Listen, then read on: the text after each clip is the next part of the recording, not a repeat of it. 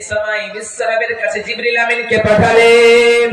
জিবরিল আমিনকে পাঠানোর পরে জিবরিল আমিন বিশ্বনবী সাল্লাল্লাহু আলাইহি সাল্লামের কাছে এসে বলেন, ও নবী মুহাম্মদ সাল্লাল্লাহু আলাইহি সাল্লাম, আপনি পড়ুন ইকরা।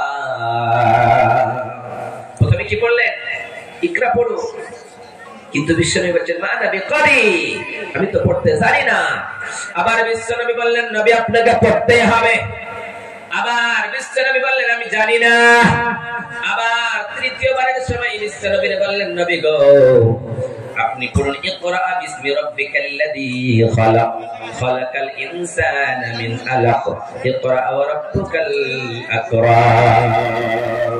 যখন এরকম ফার্স্ট আয়াত নাযিল হয়ে গেল, বিশ্বনবী সাল্লাল্লাহু আলাইহি সাল্লাম বুঝতে পারলেন, আরে আমাকে যে রবের নাম পড়তে বলেছে, আমি যে রবের ইবাদত করি, সেই রবের নামে আমাকে পড়তে বলেছে, যে আল্লাহ আমাদের সৃষ্টি করেছেন, সেই আল্লাহর নামেই পড়তে শুরু করেছে।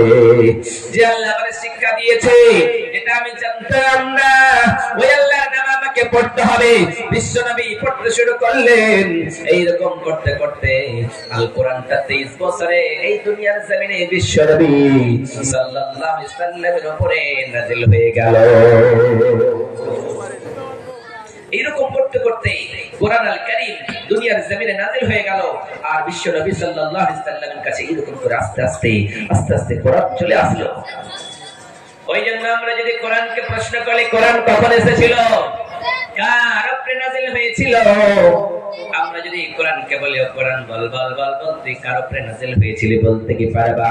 কোরআন বলবে, তোমাদের নবী, আমাদের নবী, সবার নবী, বিশ্ব নবী সাল্লাল্লাহু আলাইহি ওয়াসাল্লামের উপরে আমি কোরআন নাযিল হয়েছি।